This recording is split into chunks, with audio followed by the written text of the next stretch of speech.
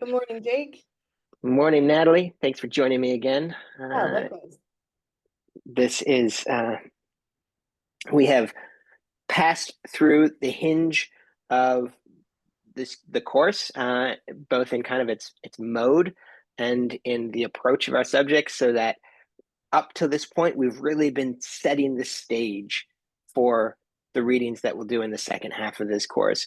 Uh, in the last module, we started to look at a few different ways that people were, including me, Mayasu and Bergson, have sought to move beyond some of the impasses to metaphysics that we considered earlier. Um, but all of those were kind of highly programmatic and weren't sort of doing the work so much. Whereas now, for the rest of this course, we'll be diving into some thinkers in a little bit more depth. We won't have multiple thinkers juxtaposed each time. We're mostly reading, in fact, we're entirely reading books at this point rather than selected excerpts from something. And that's all intentional because we've sort of built the challenge, and now we'll be spending a little bit more reflective time with each of these. And we're starting with one of my favorites, Iris Murdoch, who I know you've also enjoyed in the past. Yes. Yeah. This is I was just sharing Same one how I have. yeah, and sharing how many little notes and tabs and things it's starting to get a little overrun Yeah. on my pages. I'm realizing though, I just want to put in a plug because I didn't get to mention it before that I've been listening to the audio version of Metaphysical Animals, which is one of the Mm. texts, more historical texts that you Yep. suggested in your lecture, and this one is the more biographical too. And I just want to say to everybody, it's fabulous. And I my physical reading book list is too high now, and so this is what I listen to while I'm gardening and driving and dishwashing, and the narrator has just this fabulous British voice that will lull you into wishing that you went to Oxford University. Even in the wartime of 1939, my Yeah, husband I mean they had to listen to me gripe about how my California education did not prepare me like these people were prepared oh, in this don't get me day. started. Yeah. I can't I I find myself having such pedagogical envy when I read about the way that people were educated in 100 years ago. And I'm just like, what didn't I why my whole life is motivated by the desire to catch up. Yeah, to retroactively go back. I don't remember which character it was, but somebody at the age of 13 was reading the Principia Mathematica, and I was like, what? Right. Right. I'm Yeah. behind. So yes, I really relate. But it also is giving such a deeper context for Iris Murdoch as a thinker Hmm. because she's a character, Yeah. um, the the most characteristic, at least thus far. I'm only two or three chapters in, but I really do. It's provided me even more context for her ethical drive in the conversation. Mm. And while I think on some level roughly understanding how wartime, especially World War II and the rise of Nazism, all those that's a context in which the topic of ethics comes out really, really strong. Her as a thinker and she has the depth of involvement in the Communist Party, and she's pretty politically radical, and all of those aspects of Right. her history feel like it really makes this make more sense. I know this was written in what, 1970 or something. Hmm. It's But it later. was based on lectures she delivered earlier. Oh, okay. Yeah, right. Um, and in conversation with thinkers that are from earlier as well. I'm assuming Hampshire is not, um, Yeah. actually, I don't, she doesn't say what date the thought and action was comes about, but it's not it doesn't seem like it's new to this time period. No, that had been around. Yeah. Uh, I mean, it was published. It was fairly new when she gave the lecture. So I think the first lecture is it says here in the front, the idea of perfection was based on a lecture she gave at University College in North Wales in 1962. So the first one was published in 1960, or was delivered as a lecture in 1962. The Sovereignty of the Good over Other Concepts was a lecture in 1967. Okay. And then the last one on God and the Good was 1969. And Hampshire's text, I think, was 1959. So it was not that old, but Hampshire had been around for a while at that point too. So Yeah, it and in was, conversation with the decades leading up to that yep, is, I mean, I've heard you tell the story of AJ Ayer declaring war on philosophy. I did not realize that he's 26 years old when he does so and stands up in front of the university to make that challenge. And like the hubris of the of the whole story makes it very, very alive and interesting. So yeah, that's my pitch, that's my plug. yeah. It's a great backstory, and it's helpful to realize too that that uh, it's not only that philosophers have biographies, but a lot of important philosophy has a biography too. And um, Murdoch's Murdoch's life and her context are driving a lot of what she's coming to see here in ways that have opened up possibilities for others, right? I think like it's Charles Taylor does not exist as Charles Taylor without Yeah, Murdoch's influence, right? He learned in many ways to do a certain kind of philosophy from seeing Iris Murdoch and a few others do that kind of philosophy in and around the places he was studying, including Oxford.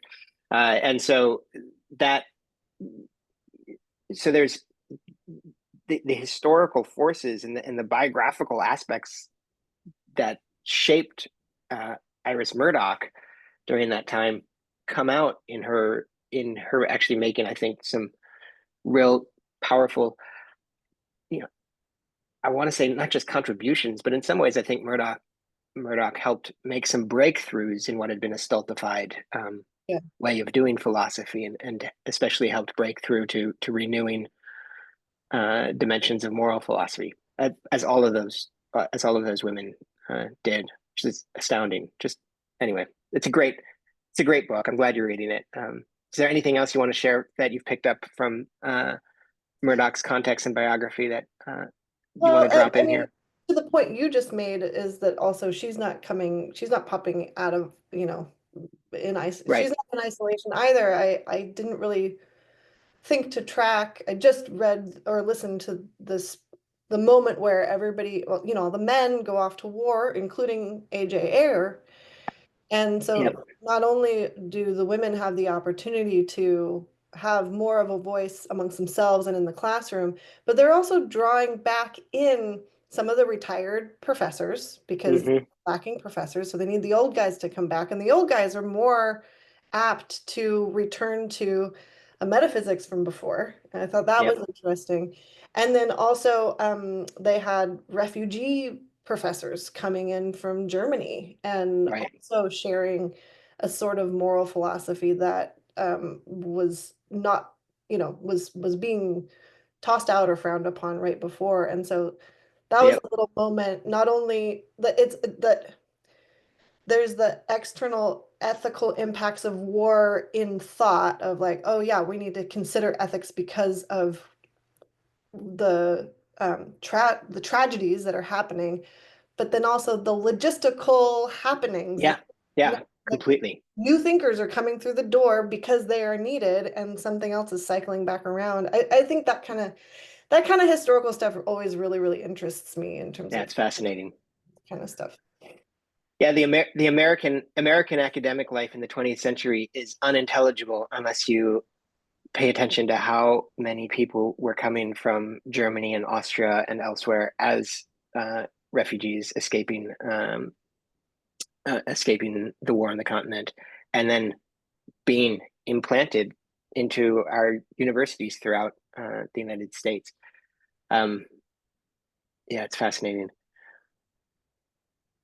I I don't want to be too much of a downer, but I sometimes think I've spent a lot of the last uh, about a lot of the last 4 or 5 years reading a lot of texts from the middle of the 20th century, in part the period sort of leading up from the 20s through the 60s, because it feels to me like the ferment during the middle of the 20th century, during the wartime period, which still continued a little bit afterwards when they're trying to make sense of things still after the war, before like a new post-war order really settles on things. It felt like a lot of the questions they were wrestling with seemed to me to suddenly be salient for our time as well. Like I feel like in some ways we're also not in the post-war settlement any longer, but in something um, much more up for grabs in the way that a lot of those mid-century thinkers were wrestling with. And so I find them helpful. And I find Murdoch helpful that way every time I return to her. But this time also it just felt like, wow, I'm grateful to have her as a companion to think with. Yeah, I'm having a similar experience with the readings, both in this class, the context leading up to the wars in this Metaphysical Animals book, coupled with, I think there's a couple other people in our class right now that are in Sarah Lisa's course on, Mm, and pretty soon we're about to get to Hannah Arendt and her, her theories.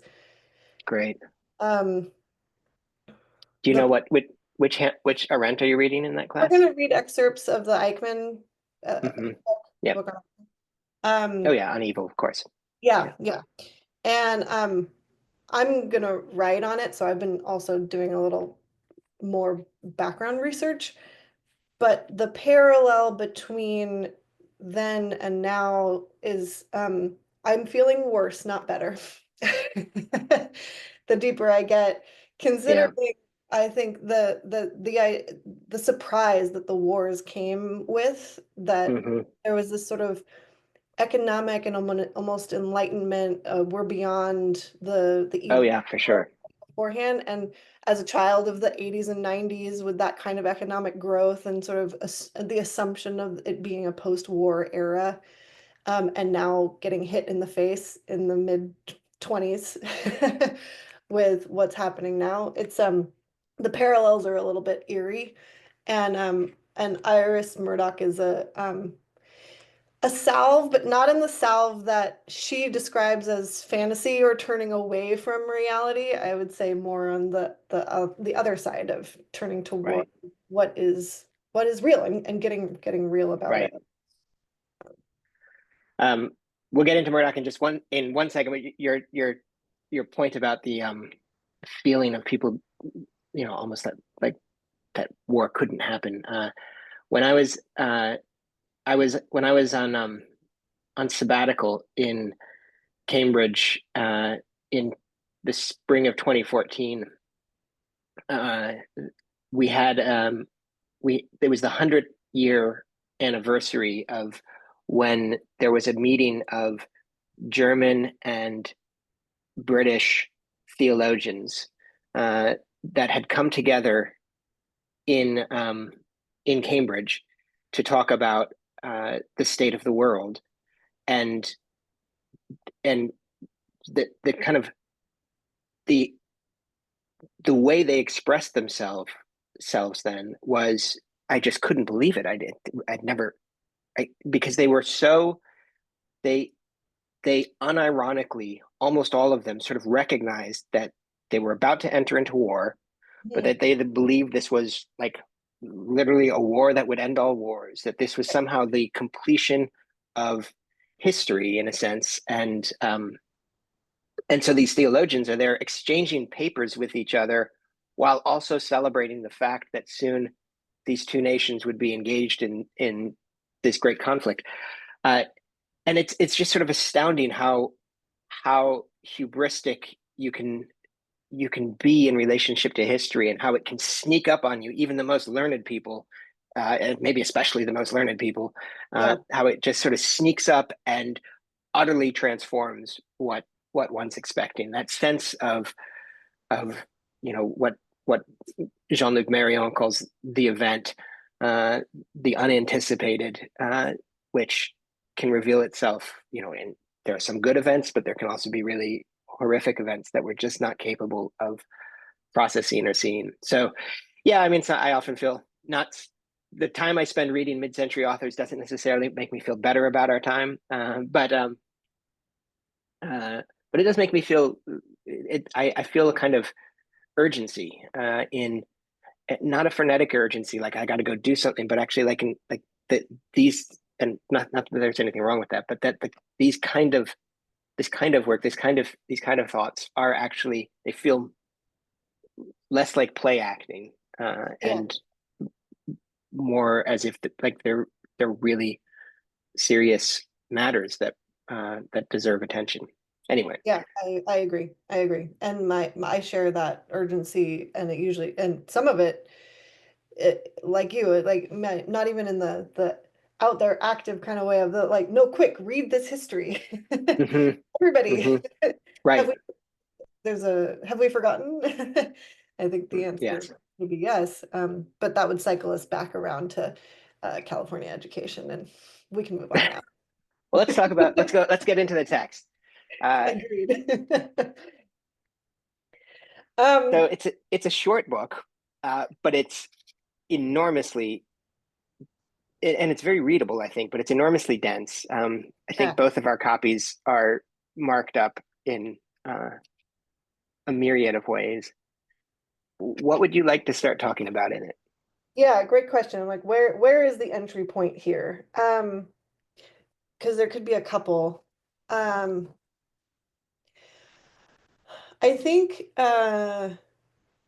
considering that we just hopped out of the module around um this debate of Meyasu um, and realism, because she addresses realism in all three of the essays in different ways. I think that that could be a great entry point. I do want to Yeah. reach the God talk eventually, but Okay. realism, perhaps, because that is um, her argument around the real, I think, is really unique and interesting, considering that she's arguing against existentialism, behavioralism, Hmm. utilitarianism, which all each individually have their ideas about the real. And she's asserting that it's actually through an attention on art and beauty that we can approach what is good, and those are very real things. That in order to face reality or have an understanding of the real, that these moral questions and capital G good and capital B beauty need to be involved. Hmm. I thought that how about there? Yeah, let's start there. I think that's wonderful. Yeah, she discerns. I think she powerfully discerns the way in which the structure of the moral life implies a kind of realism, uh, and uh, and maybe also that that a commitment to realism has a moral shape to it. That it's the commitment to say what is to say what is true outside of oneself. I mean, I think I in my lecture um, I cite Murdoch. She has a famous statement from a different essay, "The Sublime and the Good," where she says the essence of both art and morals is love. Love is the perception of individuals. Love is the extremely difficult realization that something other than oneself is real. And it's that I think that forms kind of the basis of her vision of realism. That it's it, it's extremely difficult to do justice to the real. It's extremely difficult to be open to the real, um, and but it's at its base a moral task. She goes on to say, "Love and so art and morals is the discovery of reality," and that I think it's a powerful way of reframing our notion of realism away from it being a sort of abstract metaphysical commitment to the existence of uh, a noumenal realm or the existence of objects outside of ourselves. She's saying, no, like your commitment, this is part of the granular nature of your commitment to being in a world that's morally inflected. And only in that way do we have that whole outside ourselves. Like, what other reason is there to be, to finally care about the truth of anything from your your double blind study of the effects of some whatever to to the length of military tassels in the Napoleonic Wars or something like that, right? Like that kind of fastidious attention to trying to be true about something that is often the mark uh, of great scholarship.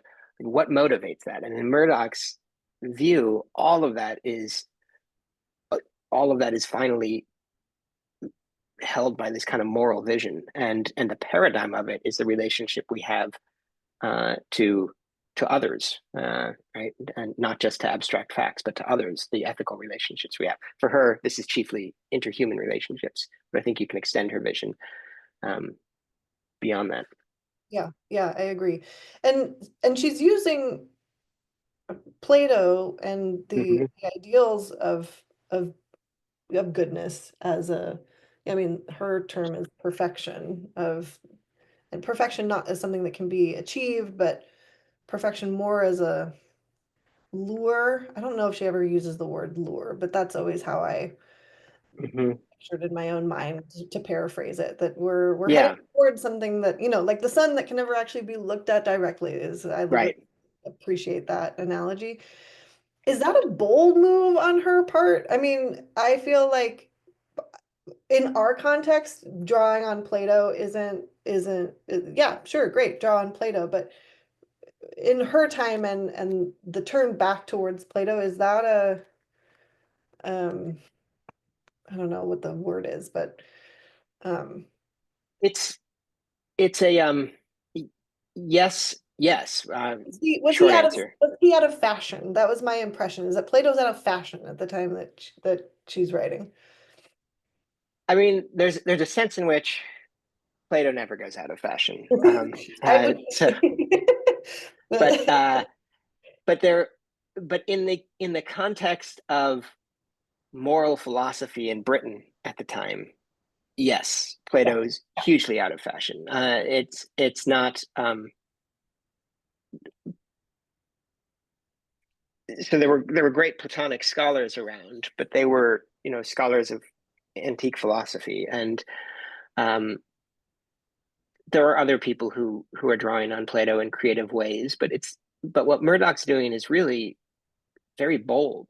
She's making an argument in moral philosophy that the shape of the ethical life is has a Platonic shape to it, yeah, and she's trying to do this though without uh, without reinscribing that in a fully theological yeah. universe, which and so she's trying to hold those two things side by side, a kind of without pronouncing on the the metaphysical status of the good. Mhm. Uh, she's she's saying that this is the texture of the moral life has this, like you said, this vector to it, and that needs to be taken really seriously. So she has one foot in an almost existentialist vision of things, but she's critiquing. It's almost like she sort of like recognizes the breakthroughs that the existentialists made, but they have they have a distorted image of the person at the center of their philosophy, and so she's really she's the part that she borrows from Plato is that I think she thinks Plato largely gets uh, the anthropology of our moral life correct, right? It's the kind of person who's motivated by desire and Yeah. drawn by that, by love, which is the better word. She uses the word, she goes beyond Plato in talking. Plato will talk about love, but it's usually in the form of eros for him. Uh, by the time Murdoch is writing, the English word love has the connotate has can include both sort of eros, more erotic aspects, and more, if you will, like agapeic or Mhm. philia, filial aspects. So it's like for her, love is a broader word, and she really means it in that interpersonal sense of love that can be love for the other person, and that can be romantic, that can be friendship, that can be a mother's care. It's there's all sorts of dimensions to it, and she seems to invest it with all of those at most points. Yeah.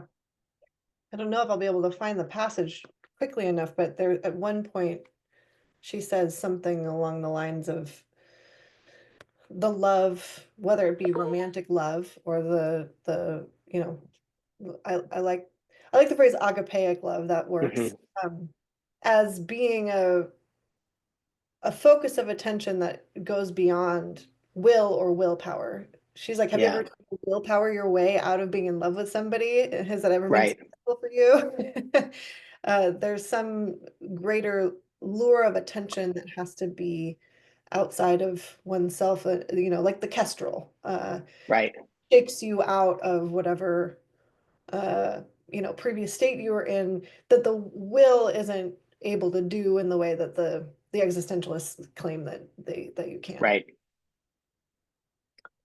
Yeah, well, she often associates it with, and this is she's borrowing this from Plato, and especially from the sort of contemplative dimension of Plato. Murdoch associates it also with the capacity to see, Right. and one of the reasons why that the metaphor of vision is so important to her is because it's the clarity of vision that allows me to see the other, but also in seeing, I'm not, other than the turning the direction of my head and not closing my eyes. It's not a consequence of my willing. Um, it's just, it's a, it's a reception. It's an openness. She has a, this is connected also with her vision of freedom, right? So that uh, she also moves freedom away from being just willpower. So in on page 65, if there's a good part on this. Uh, she says, let me see if I can find it. Um, what counteracts the system is attention to reality, inspired by, consisting of love. In the case of art and nature, such attention is immediately rewarded by the enjoyment of beauty. In the case of morality, although there are sometimes rewards, the idea of a reward is out of place. Uh, and then later on, she says, freedom is not strictly the exercise of the will, but rather the experience of accurate vision, which, when this becomes appropriate, occasions action. Yeah. Right. Right. Rather than starting from action as the main marker. Uh, I'm just underlining more in my book here. I can't believe I'm doing this. and this is, I mean, I think that this is really bold on her part because, freedom and free will is just that's the whole existentialist program, right? And I don't think it's in this essay. I think it's in the first one that she really she undoes she says that she wants to give a more satisfactory account of freedom than even the existentialists Yeah, do. And it's not that it's less free, but it's more right. bound up in an interpersonal, which Yes, she's saying it's not just freedom over here and determinism over here. right, There are absolutely psychological and historical influences that are acting upon my and appropriately on my moral behavior. I don't need to be a isolated will separate from everyone who's making these isolated decisions out of nowhere in order to have freedom. She right. frees freedom from that bondage. She does, and it's still bound up with the will, right? It's still it, but the will functions differently. The will functions almost like Socrates's demon. The will functions to check action Right. rather than simply to motivate it, right? It's rather than sort of heroically generating action. The will is there to discipline us, and the really more and for her the morally salient aspect then is how we are formed so that we're capable of seeing. She has in that same passage. I mean, we could just stick on pages 65 and 66 forever, but Yeah. in Don't forget 63 too. yeah, we'll go back there in just a second. On 66, when you flip the page, she says she's talking about how freedom from the system, and this is like the system of uh, the system of our desires and the ego's hunger and all that kind of stuff. Freedom from the system is not you don't achieve it through mere deconstruction. And in one sense, you could say that this is where like Heidegger's critique of ontotheology and all that stuff goes so wrong, right? He analyzes it, he shows it, and he thinks that by showing it, you can throw a wrench in it and sort of escape it. Yeah. Murdoch doesn't think that it'll do that. She says it is it is an attachment to what lies outside the fantasy system, and not a scrutiny of the mechanism itself that liberates. Close scrutiny of the mechanism often merely strengthens its power. Self-knowledge, in the sense of a minute understanding of one's own machinery, seems to me, except at a fairly simple level, usually a delusion. Um, Self is as hard to see justly as other things, and when clear vision has been achieved, the self is a correspondingly smaller and less interesting object. Yeah. So she's really pointing out that it's not self knowledge is the solution, because by the time that we've accurately seen this self, we sort of shrunk to the point of just almost being uninteresting. Whereas what we really need to do is to see outside of the fantasy system, which is again what she means by love. It's to see the other, to be moved by the other, whether that's the kestrel or the beloved or whatever. Yeah. Yeah. Something drawing outside oneself, which I guess could bring us to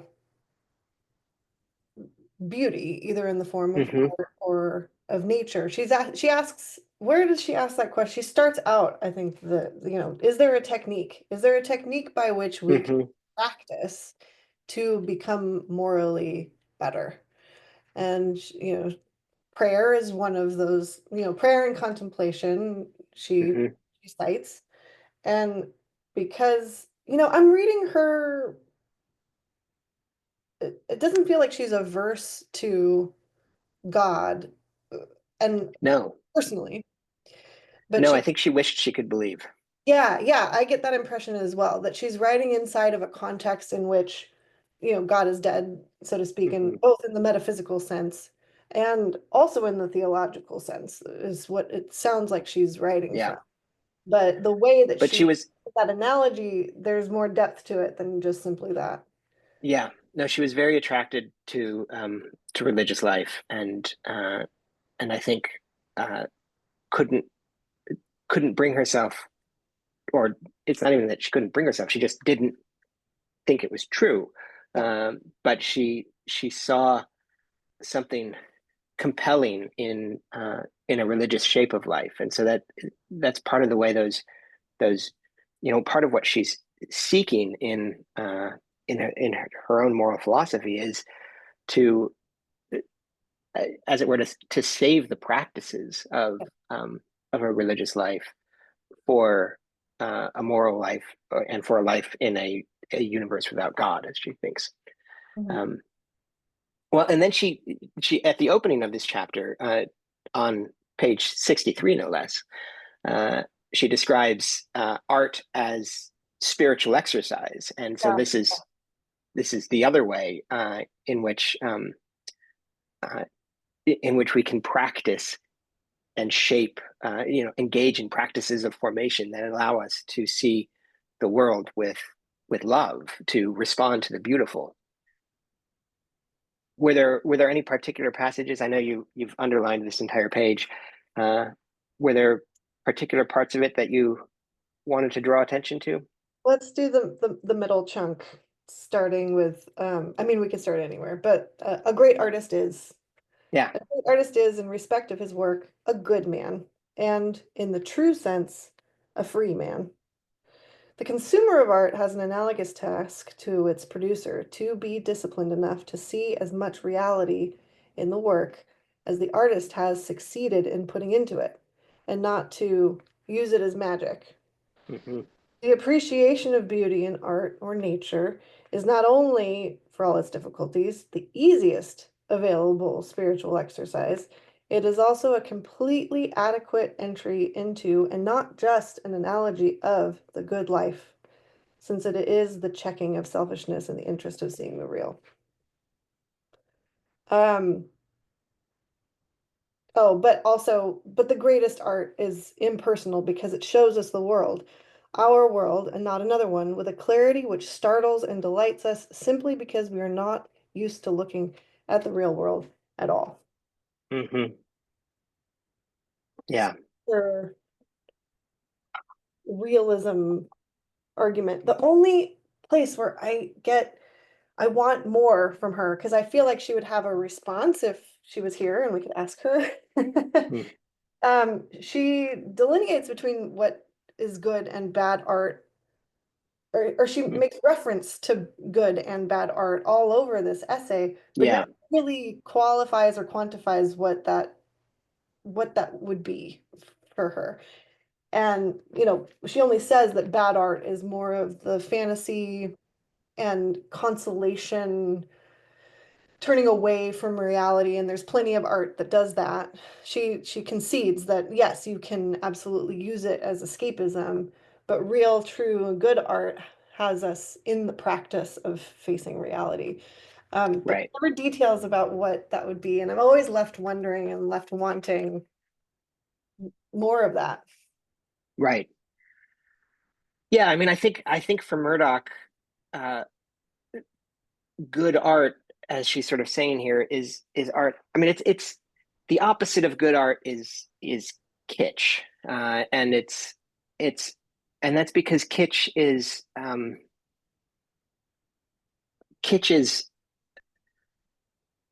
a sort of sentimental lying about reality, uh, and Murdoch sees good art as attempting to tell the truth, right? It's I mean the passage you just read is a in like the language I like to use to talk about uh, the challenge of the romantics and things like that is she's talking about a truth conducive view of art. It that the task of the artist is to speak truly about the world, and the task of the reader or the um, viewer or listener of art is to seek to respond to what is true in the world. So that and that can look like I mean that doesn't mean that doesn't prescribe any particular genre for the artwork or anything like that. Right? It can be you can tell the truth about human beings. Ursula Le Guin tells a lot of truths about human beings in very fantastic circumstances. Right. My youngest is reading the Earthsea trilogy or the Earthsea series now, so it's on my mind. I love those books, but I feel envy that they're, well, for the first time. it's his first time. Yeah, I read it with my daughter when she was 10, and now my wife is reading it with our son. He's 10. That's sweet. I love that. Right. It's inside of a fictional world, there's a lure towards the truth. Hmm. Yeah. Yeah, or for that matter, inside in a sense, I think a lot of music is fictional, right? It's in a sense you create a an auditory world, and but you're seeking to tell a truth in that, even without words, and that can be profound. Anyway, so I think Murdoch is attentive to the way that art can work like that on us, and the visual arts, the musical arts, the performing arts, and certainly novels and poetry, which is her trade. Yeah. This is a brand new thought as of this morning. So let's see if it's in the works. is not something that I noticed until this most recent pass that she, and I think it's in the final essay that she says this. Gosh, can I pull it up? That would be better than just trying to paraphrase. Um, but she she brings up prayer again and devotion and says something along the lines of you know both that prayer and devotion can serve as that technique, that practice of contemplation that moves one to Hmm. the good. It can also equally be distorted and Right. and used for the fat relentless ego. Hmm. And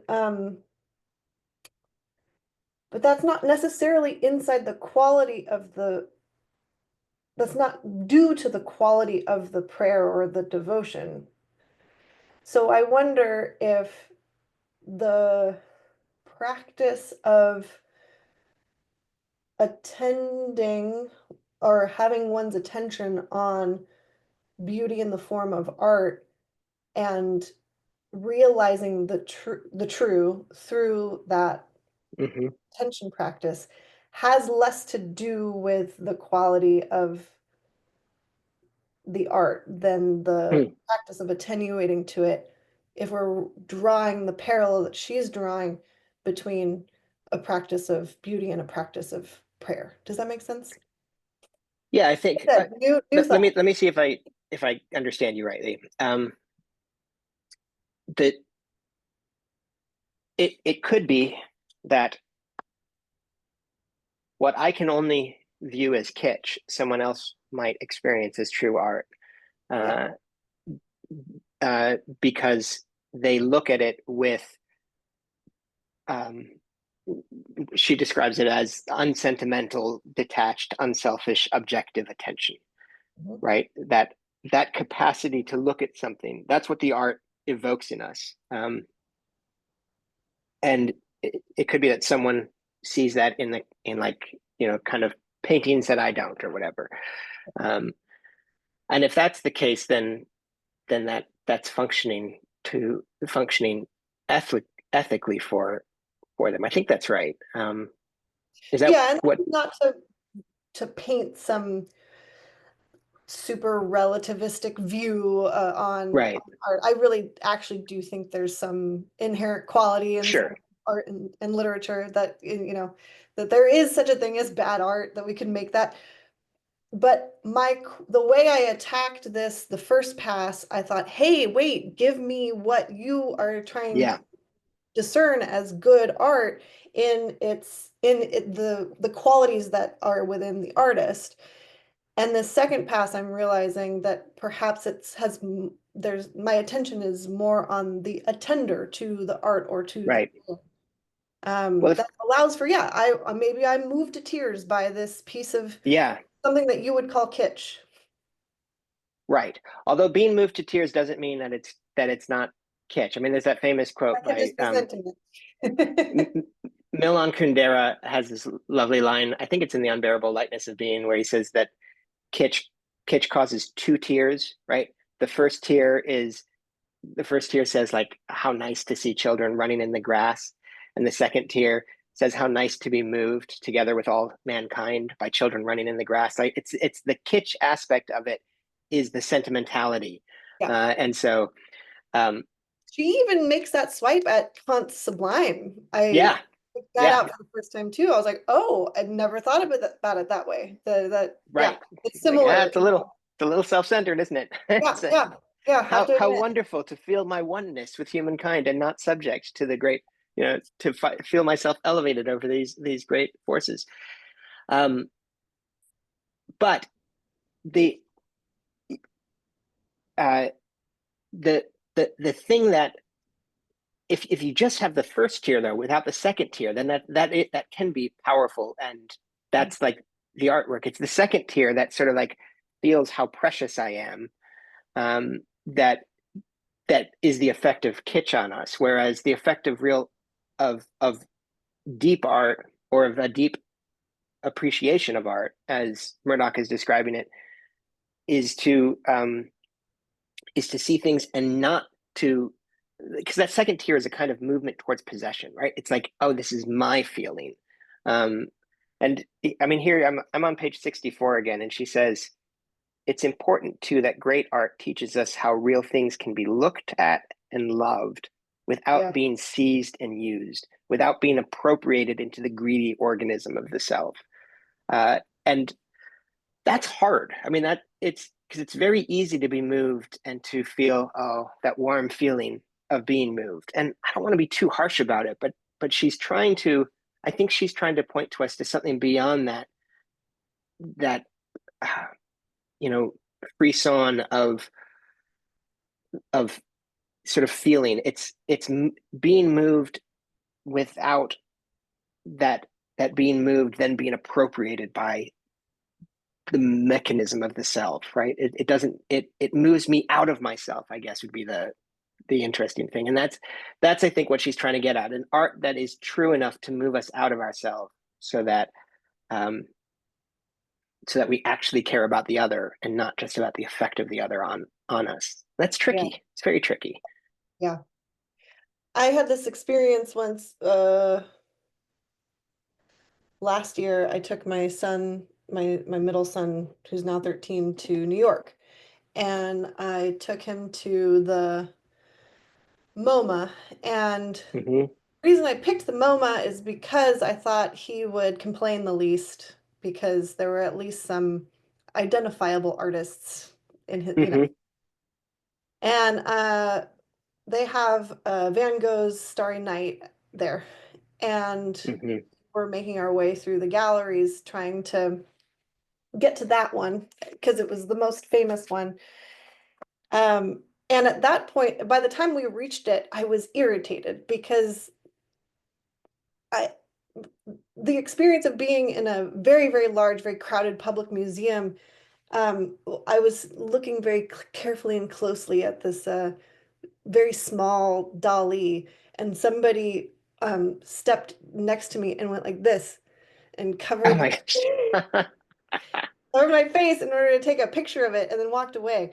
And I just was in this sort of grumpy state of New York tourism that I was like, what's even the point? When we approached the Starry Night, which required you stand in a line with for everybody to take their photograph next to the Starry Night to prove that they've seen the Starry Night. Right. And I'm ready to toss my hands up about the whole thing.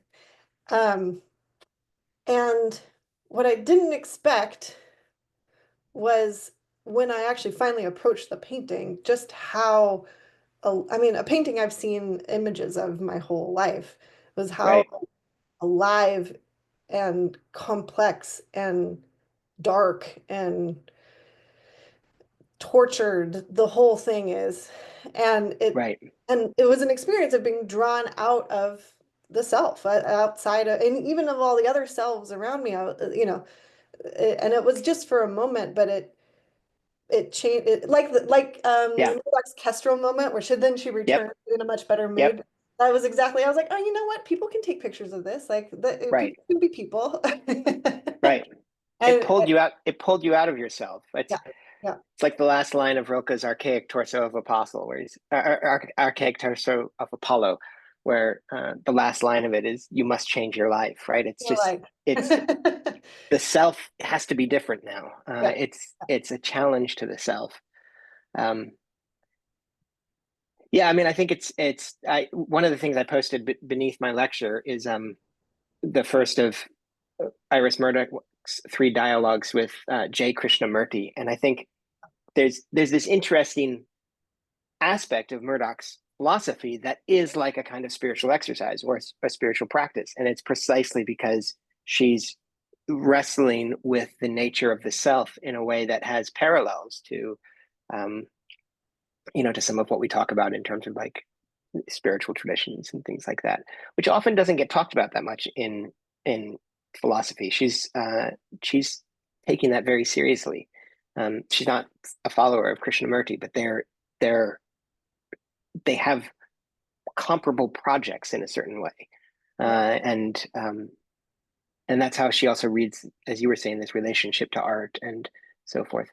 You mentioned, I wondered if the passage you were mentioning earlier when you were talking about uh, spiritual exercise and uh, worship and so forth.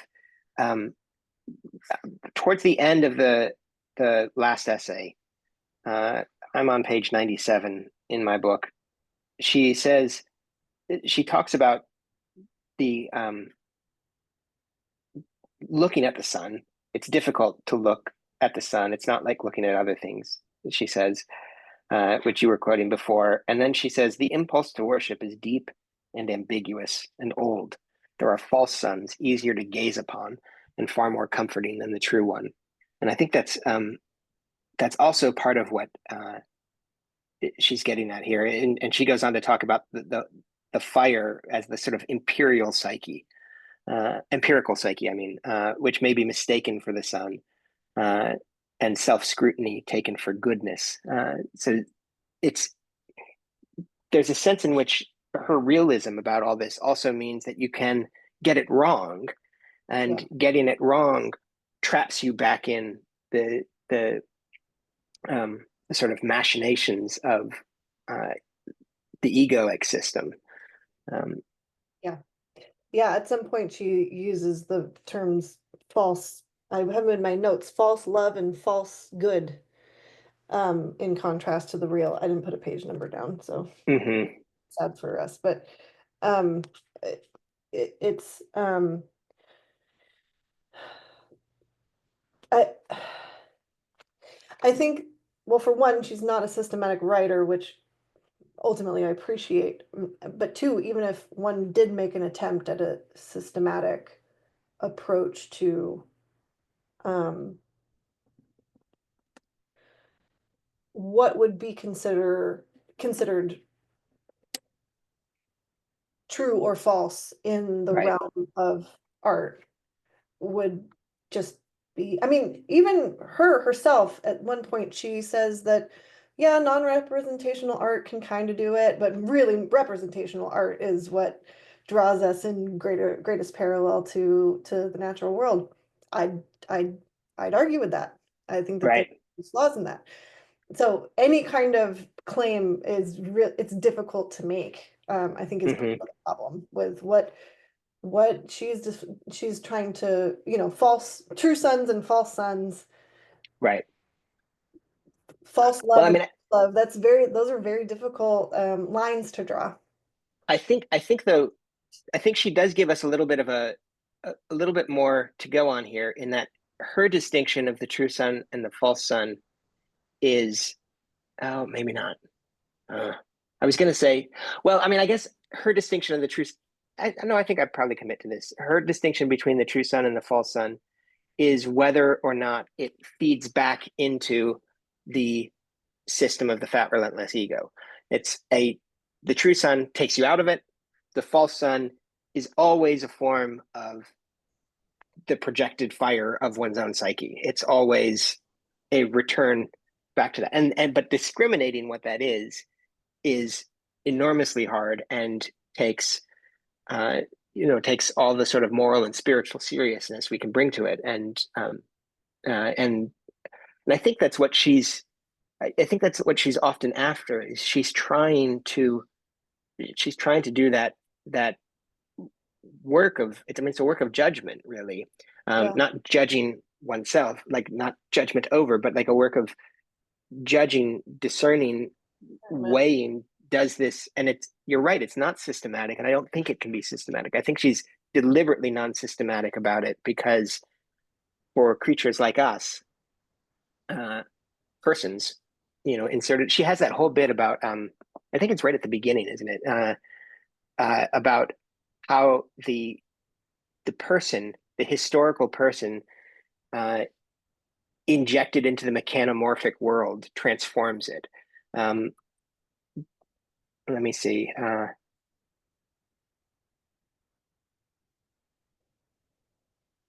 It's sort of on page 25, where she talks and she's carrying on her argument uh, with Hampshire. Mhm. Um, but the introduction of the historical individual into the tidy cosmos of the mechanomorphic imagination drastically alters it. You can't achieve that kind of systematicity. And she says on 25, the idea of objective reality, for instance, undergoes important modifications when it is to be understood not in relation to the world described by science, but in relation to the progressing life of a person. And that's like, I think that's why she has to use a kind of non-systematic language in order to get at it, because the shape of human life unfolding in history with others in this, inherently ambiguous interpretive context where we only learn to know what words like the good and the beautiful or even person means by sort of coming alongside others who use that language and whatever. Like, we can't point it out ostensibly. We're having to grok it on our own as we come to as we live with one another. Yeah. So it is messy, but Context matters, and context is complicated. yeah, Um, and always requires interpretation then, because it's everything's so overdetermined. So right. you're learning what to focus on. She also describes art that way, where art abstracts, right? It can only tell a portion of the story. It can only show a portion of reality in the painting. The frame encapsulates it. The story abstracts things out, but it doesn't do so in order to attenuate, but rather to attend. And it's that distinction of like we're bracketing some things out, but in order to see more clearly, more truly, as opposed to sort of release myself from to pull myself out of the real, and to escape into my own dream world. Right, right. Honestly, I think that the this point she makes about Kant's sublime really is all the more interesting to me now, because I can pluck my mind out of this inner debate I always have ongoingly around what constitute good art or bad art, or like, is there Yeah. something in the art, or is it the artist, or is it the viewer of the art? If we're just talking about nature, which, I mean, nature's nature, and what you see is what you get. The sublime being, like, even a natural landscape being commandeered for the fat, relentless Mm-hmm. ego, Mm-hmm. really draws a new light onto this topic, I think, and really places, not all of it, but some of the onus on the attender, on the practitioner, on Yeah. uh, um, the Yeah, practice. for sure. For sure. I I don't know about you, but I find part of the thrill I find in reading Iris Murdoch is uh it's it it it makes me want to be a better person. and Yeah, yeah, uh and but I don't feel condescended to or judged or somehow incapable of responding. Like, it's so human. I think she does such a she's trying. At least part of her project is to try to recognize the contours of the moral dimensions of human existence as they're sort of felt before. At one point she says, like, she has some sort of Wittgensteinian quips about, like, everyone, this is how people experience no one experiences the moral life the way these philosophers do unless they've been corrupted by philosophy, right? Like, it's this sort of sense of, like, she wants to return the the capacity to seek the good life to human beings, and she wants to speak truthfully about it. Uh, but I never feel that it's something I couldn't actually try to do more of. It's a little bit different in that sense than, like, when Levinas talks about our infinite responsibility before the other. I feel morally inspired. There's something bracing about it, but I also feel like, oh gosh, that's insurmountable weight is, right. yeah, yeah. Where with Murdoch, I feel a deep moral seriousness Mhm. uh, that could require acts of self-sacrificial love that are enormous. But she doesn't, she's very consistent about rejecting this inflated heroic ideal for what the good life consistent would look like. Yeah. Yeah, I share that. And her stories and metaphors are, I think, part of what fuels that. Do the Mm-hmm. little kestrel moment or the mother-in-law Yeah, story are very yeah, mun mundane. You know, right. we're talking about morality in a day-to-day life. Yeah, Then you don't have to be on a mountaintop or in a yeah. tower. This is a point that Charles Taylor makes a lot too about the sort of the recognition of the goodness of ordinary life as one of the moral arcs, one of the moral Right. narratives of the last, many hundreds of years in Taylor's telling. But that, and you can see that in Iris Murdoch, a powerful fidelity to the ordinary life as actually, and by attending to it as she does with that kind of loving attention that she commends elsewhere, it ennobles it. It makes you see that, oh, actually, no, there's something really there's something of real value, of real nobility here in the way I interact, not in not in the vast panoramas of world history, but the way I interact with people, the way I interact with the world around me, the way and that has, it's it's kind of Shire like in Yeah. like in like a It's called a Tolkien way. morality. Yeah. You don't have to be taking down the tower. You can just be kind to your neighbor as well. Right. Right. Interesting. Huh. Well, is there anything else you wanted to wrap up with? So there's so many more things. Like I I really, know. I do think we need to this may be a fine ending point. And so maybe we can just, we'll save some for well, we have a book group tomorrow and a Zoom session next week, so we can dive Excellent. in more. But yeah, I love this little text and could go on, but we'll For sure. Yeah, I know. We could just sit here and read it aloud. yeah, yeah, But yeah. And then she all says, right. Yeah, right. have a Well, great day. we'll stop it there. Thanks, Natalie. That was fun.